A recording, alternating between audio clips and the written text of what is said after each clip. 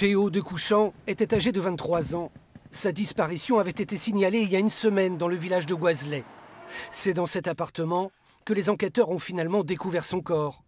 Le studio était loué par une jeune fille de 18 ans qu'il fréquentait depuis quelques semaines. Les voisins sont sous le choc.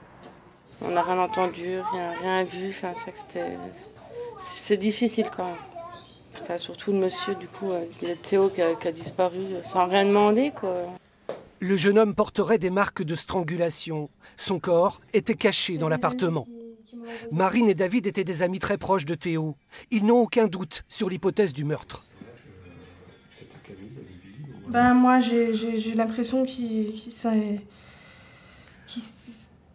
qu'on l'a piégé, en fait.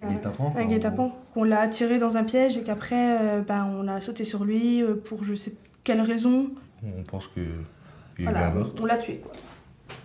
Ça, c'est sûr, pour moi, on l'a tué. Les deux amis avaient contacté la jeune femme qui n'a cessé de brouiller les pistes.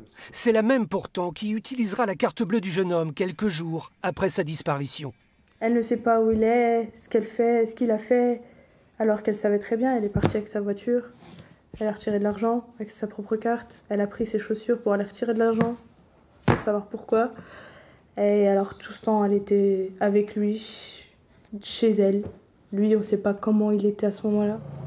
La jeune femme était arrivée dans le village il y a quelques mois, quasiment inconnue, à l'exception de ce propriétaire d'une ferme équestre qui la croisait quand elle venait s'occuper de son cheval. C'était une fille gentille, calme, qui est pas impulsive. Et je vois pas Camille faire ce genre de choses. Après, je suis pas psychologue, mais voilà, ça me paraît vraiment étrange.